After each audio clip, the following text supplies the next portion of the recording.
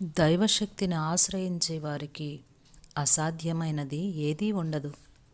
మత్తయి సువార్త 17వ అధ్యాయం 21వ వచనం. మీకు అసాధ్యమైనది ఏదీ ఉండదు. దేవుని శక్తి మీద ఆధారపడటానికి ఇష్టపడే వాళ్ళకి ఆయన వాగ్దానాల్ని ఉన్నవి ఉన్నట్టుగా నమ్మి వాటిని తమ జీవితాల్లో నిజం చేసుకోవడం సాధ్యమే. దినదినం నీ భారాన్నంతా ఆయన మీద వేసి శాంతిని పొందగలగడం సాధ్యమే. మన మనస్సులోని ఆలోచనల్ని, అభిప్రాయాల్ని నిజంగా పరిశుద్ధపరచుకోవడం అన్నది తేలికే. ప్రతిదానిలోనూ దేవుని చిత్తాన్ని చూడడం, దానికి నిట్టూర్పుతో కాక సంగీతాలతో తల వంచడం సాధ్యమే. దైవశక్తిని ఆశ్రయించి అంతరంగంలో బలపడడం సాధ్యమే.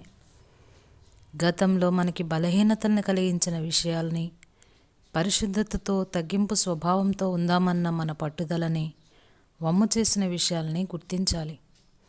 మనల్ని ప్రేమించి మనలో తన చిత్తానికి లోబడే మనస్సుని పుట్టించి తన శక్తిని మనలో నాటిన దేవుని ద్వారా పాపానికి మన మీద అధికారం లేకుండా చేసుకోవచ్చు.